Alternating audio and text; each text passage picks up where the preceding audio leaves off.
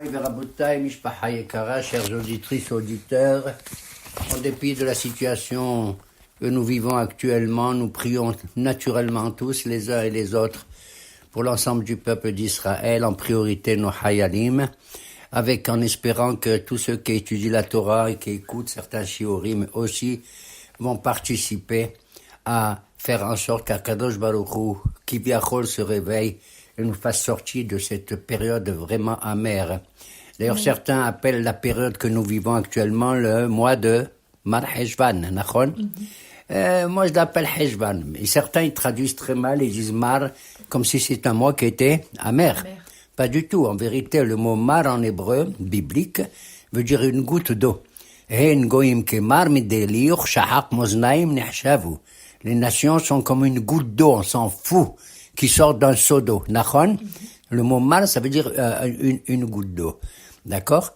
D'ailleurs, le nom le mois de Heshvan, et c'est un terme babylonien, acadien, Nachon. Et le vrai nom du mois de Heshvan, dans la Bible, il s'appelle, tu sais comment? Le mois de Boule. Boule. Boule, maman, c'est boule, ça arrive comme ma boule. Nachon? Alors, cette amertume-là, elle va disparaître, Be'ezrat Hashem, pour arriver à la douceur. Et ça me rappelle ce qui s'est passé un jour dans le désert du temps de Moshe Rabbeinu. Ils ont voulu boire, les enfants d'Israël, et le ruisseau duquel ils voulaient boire était complètement amer, mamache amer. Kadosh Baruch Hu, il a dit à Moshe, tu sais ce qu'il va faire pour l'adoucir? Il lui a dit, bah, quelqu'un il va adoucir, qu'est-ce qu'il met dans le café? Mais du sucre, d'accord? Il lui a dit, non, tu vas prendre une branche amère, d'accord? Il a pris un bois qui était amer, vraiment, il a jeté dans l'eau, et la branche amère, elle a adouci l'eau amère, d'accord? Regarde comment Kadosh Baruch Hu peut faire des miracles, et c'est ce que nous lui souhaitons. Et nous lui souhaitons justement de sauver l'ensemble des hommes et surtout de nous qui sommes les victimes de tout ce que l'on sait actuellement. D'accord? Ceux qui restent, il y en a qui combattent, que Dieu les protège, comme mon petit-fils et d'autres, etc. Et aujourd'hui, je suis heureux d'une certaine manière parce que c'est l'anniversaire d'un de mes petits-enfants, Nachon, Yair, et je prie aussi pour tout le monde. Quand je dis je prie, ceux qui n'étudient pas la Torah, ceux qui ne sont pas dans l'armée, ben, qui prient un petit peu en lisant des télim et tout. D'où vient le mot? Pour quel rapport il y a entre la prière, l'homme et Dieu? Adam. Comment on dit un homme en hébreu? Adam. Tu prends le milouï du mot Adam, ça s'écrit Aleph, Dalet, Mem. D'accord? Quel est le milouï de Aleph? C'est-à-dire les lettres qui le composent. C'est Lamed épée, l'œuf. Dalet, c'est quoi le milouï? Lot, Lamed taf. Et même, c'est même. Donc, l'œuf, lot, même, qu'est-ce que c'est? J'écris avec ça les mots mitpalel, nachon. Donc, c'est la prière, Be'ezrat Hashem, notre prière à tout ce qui est entendu par Akadosh Baruch Hu. Et nous abordons justement ce Maboul, ce déluge-là aussi qui intervient dans la paracha de Noah. Ele toldot Noah, Noah ish tzadik tamim haya betorotav, et à Elohim italech Noah. Voici les descendants de Noé. On l'appelle en français Noé, nachon. Comment il va? Il va Noé comme tout le monde. Alors, ele toldot Noah. Voici les descendants de Noah. Qui c'est les descendants de Noah? Noah, lui-même. Il s'est accouché lui-même, pour ainsi dire. Au début, à la fin de la parasha de Bereshit, il est écrit Noah masahen be'ene Adonai. Noé a trouvé grâce aux yeux de Dieu. Mais c'est pas bien de trouver grâce, parce que hen, ça veut dire gratuitement. Dieu, il n'a pas vu quelque chose de magnifique en lui, mais il a eu pitié de lui par rapport. Après, il dit tzadik tamim. Il était tzadik tamim. Qu'est-ce qui s'est passé pour que Hachem puisse envoyer, que Dieu préserve un déluge qui va détruire l'humanité tout entière? Et ça me fait mal au cœur, la vérité. Quoi? Il y avait que Noah, ses enfants et leurs femmes, c'est tout. Nachon, c'est pas possible. Et les toldot Noah. On raconte que la génération, depuis Adam Arishon jusqu'à la période de Noah, les gens étaient vraiment des crapules. Franchement, je suis désolé d'employer un tel terme. Il y avait Avodah Zara, l'idolâtrie, Shfichut Damim, les crimes, les meurtres, Gilui Arayot, l'inceste, et le plus grave, c'était le vol, Gezel. Et Dieu a décidé, quand ils se volaient les uns les autres, exemple de Gezel, par exemple, tu as un magasin, il va vendre des cacahuètes, d'accord? Hein? Et on est responsable, selon les lois de Noé, que si on mange beaucoup plus qu'un kazaïd, que la grosseur d'un olive, ok? Qu'est-ce qu'il fait? Un, il vient, il vole une petite cacahuète. Elle est petite, c'est pas grave. Il va pas être puni pour ça, Nahon, ni aller au Beddin. Un deuxième, il vient à côté, et chacun, ils viennent les uns derrière les autres, les uns derrière les autres. Chacun, il mange une cacahuète. Qu'est-ce qui reste dans le magasin? Ouais, l'eau. Nahon? C'était le gazelle de crapuleur qui existait à ce moment-là. Nahon? Alors, la Torah, elle va nous dire, elle est Toldot Noah. Il s'est engendré lui-même. Et Akadosh Baruch Hu, Ish Tzadik Tamim Haya. C'est un tzadik imparfait. Je ne sais pas en quoi il était parfait. Tzadik Tamim Haya Bedorotav, dans ses générations. Nahon? Il a vécu plusieurs générations. Il vivait longtemps avant les gens. Nahon? Tu sais combien il a vécu, Noah? 950 ans. C'est-à-dire beaucoup plus qu'Adam Arishon qui a vécu 930 ans. D'accord? Eh bien, Bedorotav, il était tzaddik dans ses générations. Qu'est-ce que ça veut dire dans ses générations?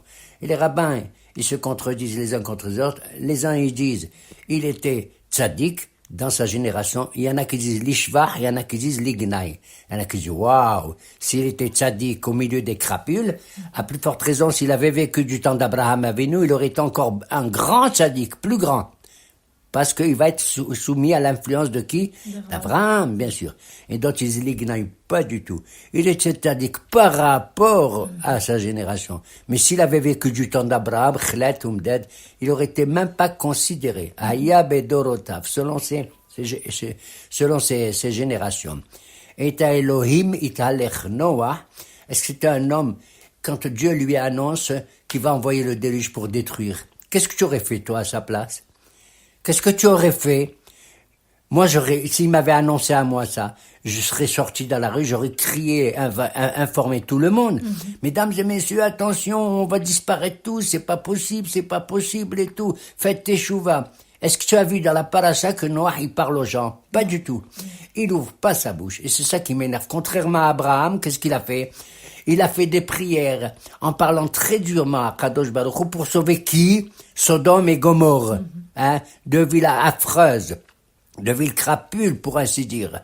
À tel point qu'Abraham, tu sais comment il a parlé au bon Dieu? Incroyable.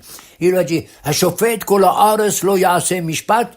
Est-ce que le juge de toute la terre, il fait pas la justice? Il a dit ça au bon Dieu. Tu fais pas la justice. Et Dieu lui dit, bon, il y aura peut-être des tzadikim.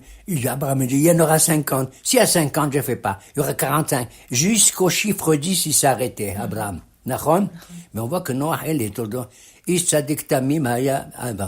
je vais vous donner un remède pour montrer qu'il n'était pas tout à fait aussi sage qu'on imagine. Moi, je veux pas faire la critique de Noah, mais quand même. Bon, j'ai pas. Tu l'as fait un petit peu. Je la fais. Parce qu'en plus, je le fais au nom du remède. Et Elohim italech Noah, il marchait avec le bon Dieu, tout seul. C'est ça que ça veut dire. Et mot Elohim italech Noah, quel est les sofetebot, la fin de ces mots? Quelle est la lettre? Elohim, il y a un? Non, Elohim. Ah, c'est même. Il y a un même. Italech. Noah. Qu'est-ce que tu lis? À l'envers, tu lis Het Chaf, même Hacham. C'est un Hacham à l'envers, excusez-moi. C'est-à-dire, il est devenu sage a posteriori et pas a priori, comme le fut Abraham Avinu. Je m'excuse de faire ça critique, mais qu'est-ce que vous voulez que je vous dise? Je veux sauver l'humanité du Maboul. Je veux dire, d'ailleurs, ce mois, comme je l'ai dit, il s'appelle comment? Boule. Mamash Boule. Et Taolim et Talech Noah. Vayoled Noah chez le Shabanim et Shem et Ham et Japhet. Il a eu 3 enfants. On ne sait pas lequel est le plus grand. Certains disent que c'était Yaphet, d'autres disent que c'était Shem, et le plus jeune peut-être serait Ham, d'accord? Et le bon Dieu Généralement, ils sont pas mis dans l'ordre. On n'en sait rien. Ils sont pas dans l'ordre ici. Il y a des mahloket, encore une fois.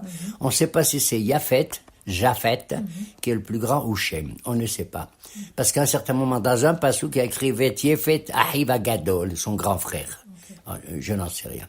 Mais il a eu ces 3 enfants. Ce sont ces enfants qui, après le déluge, vont donner naissance à toute la nouvelle humanité, pour ainsi dire. Et on sait que Yaphet va représenter les civilisations, je dirais, culturellement intelligentes, philosophiques, comme la Grèce, etc. Et que Shem va donner naissance aux générations sémites, c'est-à-dire nous, et même d'autres nations. Et Ham va donner naissance, on le verra, pour le péché qu'il a commis à l'intérieur même de la Teva de l'arche, n'est-ce pas?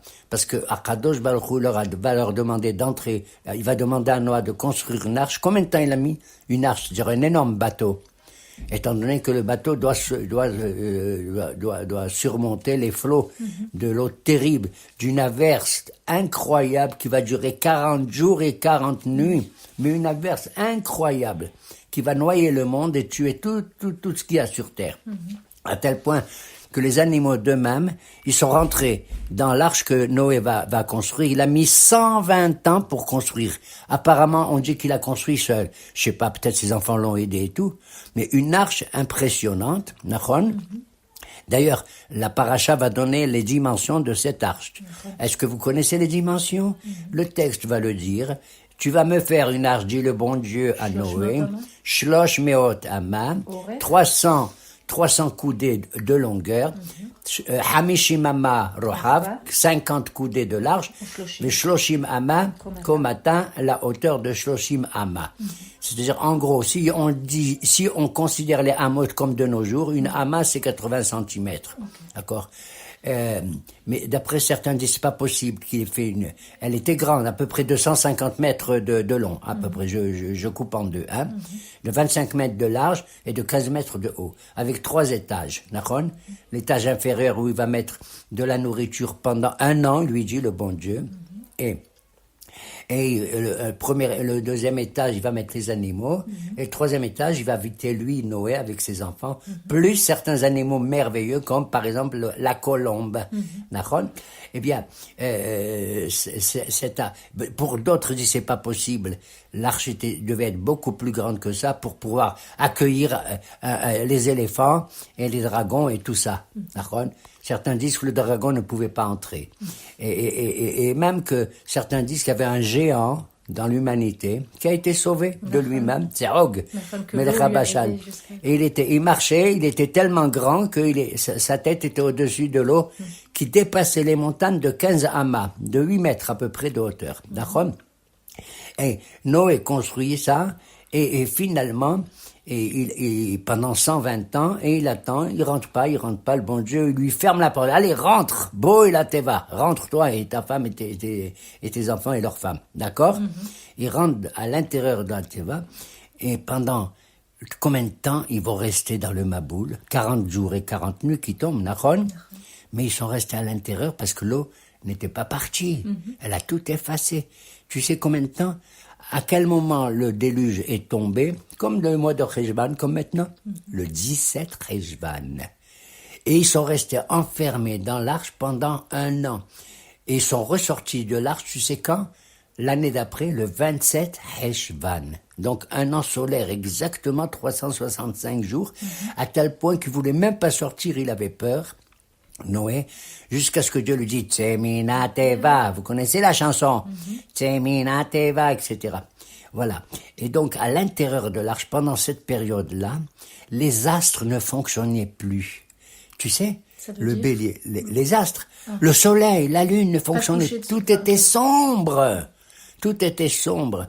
Voilà pourquoi Kadosh Baruch Hu a dit, tu vas faire 3 étages, et au sommet de l'arche, Tzohar Ta'aseh la Teva. Tu vas faire un tsohar. Certains disent une espèce de fenêtre, mais d'autres disent non, pas du tout. C'est une espèce de diamant énorme qui brillait et qui apportait la lumière à tous les habitants de l'arche, à tel point que les animaux eux-mêmes, ils ont un flair plus meilleur que ceux des hommes. Ils venaient d'eux-mêmes pour se protéger dans l'arche.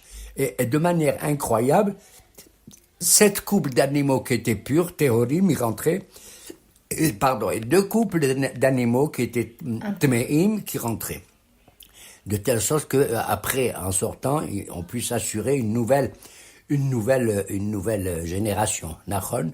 Et à Kadosh Baruch Hu, il devait faire tomber le Maboul, mais il a attendu, tu sais, encore, il s'est retenu. Erech Hapaim, combien de temps? 7 jours de plus. Il devait l'envoyer. Il a dit non, pourquoi? parce que c'était le jour de la mort du père de, comment il s'appelle, de Noah, qui s'appelait Methuselah. En français, on sait, c'est Mathusalem. C'est d'ailleurs le personnage le plus vieux au monde. Comme on dit, vieux comme Mathusalem. Il a vécu combien celui-là? 969 ans. 969 ans. Il a attendu qu'on fait la Avelout, les 7 jours de deuil, et ils ont cru que, ils ont cru que peut-être c'était le moment, avec la perte de ce grand sadique qui était Mathusalem, ils allaient faire tchouva, ils n'ont pas fait du tout teshuva, ok? Et donc il est resté comme ça, à l'intérieur, et en attendant le moment qu'il faut sortir et que Dieu lui demande de sortir. Mais il a pris quand même l'initiative, de vérifier ce qui se passe à l'extérieur. Pour le comprendre, il a envoyé d'abord le corbeau, Orev.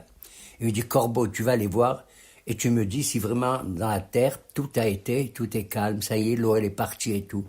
Le corbeau, il revient, il dit, non, il n'est pas question que j'aille. Pourquoi tu m'as choisi à moi? Tu veux que je crève? Parce que déjà, tu as fait rentrer que deux couples des animaux impurs comme moi, hein? Ensuite, je te dis, tu veux me chasser parce que tu veux prendre ma femme? Tu te rends compte? Un corbeau, comment on appelle la femme d'un corbeau? J'en sais moi, une corbeille. Il est fou, il croit que Noah, il va se marier avec.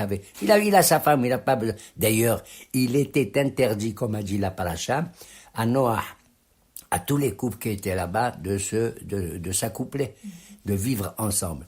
Qui c'est qui a fait ça? Ben, celui qui a fait ça, il y en a deux qui ont fait ça. Un, c'est le chien. C'est pour ça qu'on dit, il est aise, il est horrible, hein? Le chien, il s'est accouplé avec sa chienne. Et un homme qui s'est accouplé avec sa femme, qui c'est? Ham. Voilà pourquoi plus tard, Ham va être maudit, parce qu'il va commettre encore des bêtises, plus tard. D'accord? Hein? Ham va être maudit parce que tu t'accouples alors que toute l'humanité elle est comme ça, hein, et vous vivez dans de cette manière, comme ça. Alors ils ont vécu comme ça jusqu'à ce que Akadosh Baruch Hu, à un certain moment, on raconte dans un midrash que plus tard, Eliezer, le serviteur d'Abraham, il a rencontré Shem, le fils de Noé. Tu sais qu'ils ont vécu longtemps, c'est des gens, ils ont vécu 500, etc. Je t'ai dit, Noah, 950 ans. D'ailleurs, je voudrais rappeler à ce sujet une chose. J'ai dit qu'ils étaient dans l'arche combien de temps? 1 an. Et la Torah, elle nous dit, quel âge il avait monsieur Noé quand il est rentré dans l'arche? Il avait 600 ans, 6 siècles, 600 ans. Si il a vécu 1 an dans l'arche, et la Torah dit, il avait 601 ans quand il est sorti. Et à la fin de la Torah, qu'est-ce qu'elle nous dit? Combien de temps il a vécu? Il a vécu encore 350 ans après être sorti. Dans quel âge il a? 951 ans. Pas du tout. La Torah dit, il a vécu 950 ans. Attends, je comprends pas. Il a quitté l'arche, il avait 601 ans. Il a vécu encore 350. Ça fait en tout 951. Oui ou non? Oui. Qu'est-ce qui s'est passé? La Torah se trompe, mais c'est pas compté. Non, parce que tu as dit que les astres se sont... De là, j'apprends une chose, que le pauvre Noah, il était pendant 1 an dans la Teva, mais il n'avait aucune idée, aucune conscience du temps qui passait. Il était en dehors du temps. Comme on l'a dit, ni le soleil se lève, ni il se couche, ni la lune, ni où elle est, rien du tout. Vous avez compris? Et c'est à ce moment-là que on dit qu'il était en dehors du temps, j'allais dire même en dehors de l'espace, absolument, même aussi en dehors de l'espace. Et ils ont souffert. Eliezer, le serviteur d'Abraham, demande à Hachem comment ça s'est passé. Quand il lui a dit, ne me demande pas, ne me rappelle pas, je souffre déjà de ça encore. On a travaillé le jour comme la nuit. Il lui a dit pourquoi? Il lui a dit parce qu'il y a des animaux qui ne mangent que le jour, et il y a des animaux qui ne mangent que la nuit. Et en plus, mon père, il a été égratigné, il a eu le sang qui est sorti. Il a dit pourquoi? Parce que le lion, il a attendu qu'on lui donne à manger, et il n'était pas content, il a griffé, hein? Bon, il a griffé Noah. Et imagine-toi un peu quel air ils ont respiré et tout, pendant cette période-là. Donc c'est une paracha extrêmement difficile, mamash, extrêmement difficile. Et quand il sort de l'arche, à ce moment-là, Noé fait quelque chose, il devient Ish Adama, un homme de la terre, un agricole. C'est de lui qu'on apprend qu'il a inventé, on appelle en hébreu la maharesha, c'est-à-dire pour labourer la terre. Veillez Noah était Ish Adama, un homme de la terre, et il va planter une vigne. Et au moment où il plante une vigne, les raisins sortent tout de suite, magnifiques comme tout. Le Satan, il est venu, écoute bien, c'est un midrash. Le Satan est venu, il a dit, tiens, tu fais des raisins et tout. Il a tué un animal, le Satan. Je ne sais pas si c'était un chien. Et le sang de cet animal, il a versé sur les raisins. Après, il a versé encore un sang d'un autre animal. Et encore, il a versé un troisième animal qui est le cochon. De là, on apprend. Tu as le droit de boire du vin, que tu peux faire le kidouche. Mais méfiez-vous. Tu bois un verre, tu es rigolo, d'accord? Tu bois un deuxième verre, tu commences à parler un peu à droite à gauche, hein? Si tu bois un troisième verre, tu ressembles à un cochon. Donc, mon arrivé à la bataille, faites le kidouche, buvez un petit peu, etc. Ou alors du jus de raisin, c'est mamash moutar. Et c'est à ce moment-là que Noah, il a construit un autel, un misbéah, pour rendre grâce à l'Éternel. C'est extraordinaire de sa part quand même, hein, pour lui être reconnaissant. Il ne faut pas être kfouy tova, ingrat. Et il s'est endormi après avoir bu de ce vin de la vigne qu'il a fait. Et il s'est endormi, incroyable, mais vrai. Il était tout nu. J'ai pas compris comment, mais enfin, il était tout nu. Et à ce moment-là, un de ses enfants, en l'occurrence Ham, il l'a vu. Qu'est-ce qu'il fait? Il va courir avertir ses deux frères Shem et Yafet, Nachon, et leur dit, venez voir, mon père, il est tout nu et tout. Ils ont dit, tu n'as pas honte. Shem et Yafet, à l'envers, comme ça, ils marchaient à l'envers, ils avaient pris un drap pour couvrir leur père. Quand leur père s'est réveillé, qu'il a su, c'est là qu'il a béni Shem et Yafet. Il a dit, Baruch Yafet, Baruch Shem, Ve'ishkon Yafet be'ahol Shem. Je bénis Japhet, la morte que c'est pas un ancêtre de chez nous, hein, mais quand même. Et je prie le bon Dieu que ce Yafet qui a la philosophie, qui a la culture, il puisse s'installer dans les tentes de Shem, c'est-à-dire de la Torah. Et par contre, quand il a pris pour Ham, il a dit Arur Ham, Arur Kenaan. D'accord? Parce qu'Ham a découvert la nudité de son père avec son fils, Kenaan. Voilà pourquoi nous habitons maintenant dans la terre qui était une terre hébraïque à l'origine, ivri, que les Cananéens nous ont piqué, et que maintenant Noah il dit Arur Ham, Arur Kenaan, Yeh Eved Avadim, Yeh Lehab, puisse devenir le serviteur, l'esclave des esclaves de ses frères.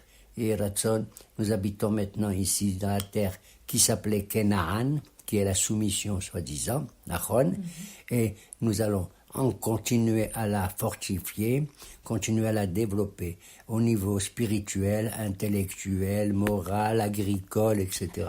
Et que nous soyons, Be'ezrat Hashem, Or Lagoyim, la lumière pour toutes les nations. Alors Adam, homme, tu n'es pas un sauvage, tu n'es pas un animal. Comme je l'ai dit, sauf tes beaux de Adam, c'est mitpalel.